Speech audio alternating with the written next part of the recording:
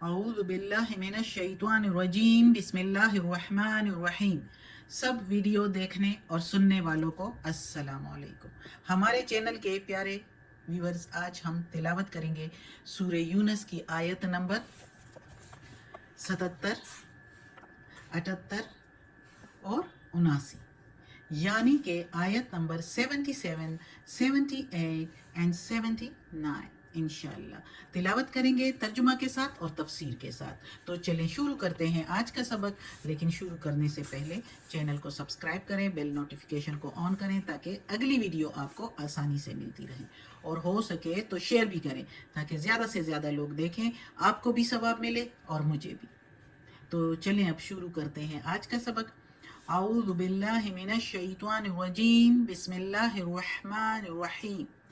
قال، کہا، موسیٰ اتقولون، کہا موسیٰ علیہ السلام نے، کیا تم کہتے ہو، للحق، حق کو یا سچ کو، لما جب، جاءکم آیا تمہارے پاس، آیا تمہارے، جاء کے میننگ آیا اور کم کے میننگ تمہارے، یعنی جب آیا تمہارے پاس حق یا پہنچا تمہارے پاس حق۔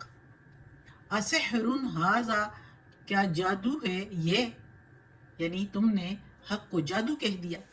ولا یفلح الساحرون، اور نہیں فلاح پاتے جادوگر، اور نہیں کامیاب ہوتے جادوگر۔ یعنی یہ موسیٰ علیہ السلام نے ان کو کہا جب فرعون نے اور اس کے سرداروں نے کہا موسیٰ علیہ السلام کے معجزے دیکھ کر کہ یہ جادو ہے، نرا جادو ہے، انہوں نے کہا کھلا جادو ہے، لسحر مبین، یہ تو کھلا جادو ہے۔ جس طرح مکہ کے کفار نے کہا محمد صلی اللہ علیہ وآلہ وسلم کو، ان کو بھی یہی کہا کرتے تھے کہ یہ کھلا جادو لے کر آیا ہے اور کچھ نہیں، نعوذ باللہ۔ تو اسی طرح ہی موسیٰ علیہ السلام کے وقت میں لوگوں نے، یعنی فرعون والوں نے یہی کہا تھا۔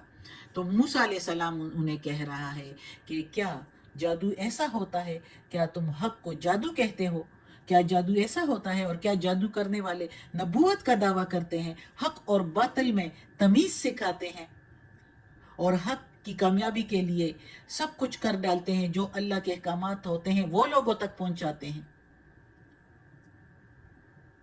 جادو اور معجزے میں مشابہت کی بنا پر تم لوگوں نے کتنی آسانی سے، موسیٰ علیہ السلام کہتا ہے کہ اس کو جادو قرار دے دیا، حق کو جادو قرار دے دیا۔ کیا جادوگر کے اخلاق ایسے ہوتے ہیں، اور جادوگر کس مقصد کے لیے جادوگری کرتا ہے، اور اس کے اخلاق کیسے ہوتے ہیں، یہ سب جانتے ہیں۔ جادوگر تو پہلے جب دربار میں جانے کے لیے وزیروں کی خوشامدی کرے گا، پھر جب وہ دربار میں داخل ہوگا تو پھر وہ ادھر دربار میں جو ہے خوشامدیں کر کے اور سلامیاں پیش کر کے اور حاکم کے لیے عمر دراز ہونے کی دعائیں کر کے پھر اس کے بعد جو ہے جادوگری کرتب دکھائے گا، اور پھر جادوگری کرتب دکھاتے دکھاتے کہے گا کہ کچھ فدوی جادوگری کرتب دکھاؤں حاکم صاحب، بادشاہ سلامت۔ پھر جب سب کچھ کرتب دکھا دے گا تو آخر میں ہاتھ پہ لائے گا، ہاتھ پہ لا کر اجرت مانگے گا، کہے گا کچھ انعامات فراہم کیے جائے، کچھ اچھا سا مقام یا عہدہ دیا جائے دربار میں، اپنی جادوگری کے جو ہے جادوگری دکھا کے، تو یہ کام کرے گا۔ ایک پیغمبر کی طرح بے غرض اور بے دھڑک جا کے ایک سخت جابر حاکم کے دربار میں، بادشاہ کے دربار میں جا کے حاکم سے یہ نہیں کہہ سکتا جادوگر کہ آپ گمراہی پر ہو اور یہ گمراہی چھوڑ دو اور اللہ کے راستے پر چلو۔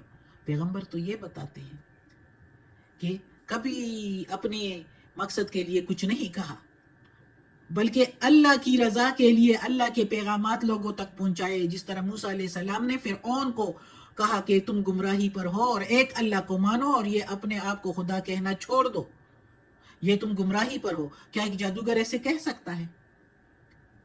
وہ تو خوشامدیں کرتا رہتا ہے اور انعامات بٹورنے کے لیے آیا ہوتا ہے، اور پیغمبر جو ہے وہ اللہ کے احکامات بتانے کے لیے، پہنچانے کے لیے آئے ہوتے ہیں، اور ایک جادوگر کبھی کامیاب نہیں ہو سکتا۔ نہ ہی وہ فلاح پا سکتے ہیں. صاف طور پر کہہ دیا فرق موسیٰ علیہ السلام نے کہ جادوگر کامیاب نہیں ہو سکتے. قالوا اجئتنا، کہنے لگا آگے سے فرعون، اب جب اس کا جواب نہیں ملا نا کہ جادوگر کامیاب نہیں ہو سکتے اور جادو جو ہے جادو اور پیغمبری میں کیا فرق ہے، تو کہنے لگا فرعون اجئتنا لتلفتنا، کیا لایا ہے ہمارے پاس تاکہ ہٹا دے ہم کو یا دور کر دے ہم کو، لتلفتنا دور کر دے ہم کو، اما اس سے، وجدنا اور پایا ہم نے علیہ اوپر اس کے، آباءنا اپنے باپ دادوں کو. کہنے لگا فرعون کیا تو لایا ہے ہمارے پاس یہ کہ دور کر دے ہمیں اس سے جس پر پایا ہے ہم نے اپنے باپ دادا کو، وَتَكُونَ اور ہو جاؤ، لَكُمَا تم دونوں، لَكُمَ الْكِبْرِيَاءُ اور ہو جاؤ تم دونوں بڑے یا سردار، فی الارض زمین میں، وما نحن اور نہیں ہم، لکما تم دونوں کو، بمؤمنین ساتھ ایمان لاتے یا ساتھ مانتے، یعنی ہم تم دونوں کو نہیں مانتے، تمہاری باتوں پر یقین نہیں کرتے.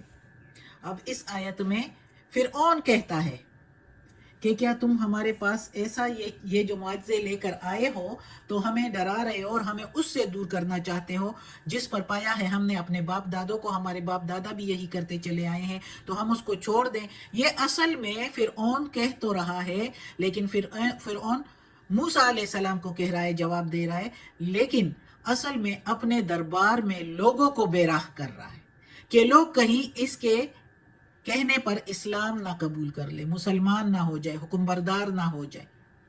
تو اس لیے فرعون یہ حرب استعمال کر رہا ہے اور کہہ رہا ہے، بلیک میلنگ کر رہا ہے لوگوں کو کہ یعنی اپنے باپ دادے کے جو رسم و رواج ہے اس کو چھوڑ دے، جس پر ہم نے پایا اپنے باپ دادا کو اس کو چھوڑ دے اور تم دونوں کی مانے. ہم تو کبھی بھی نہیں مانیں گے، تم لوگ سرداری لینا چاہتے ہو قبطیوں سے، یعنی جو فرعون کی قوم تھی وہ قبطی سردار جو بھی تھے تو ان کو قبطی کہا جاتا تھا.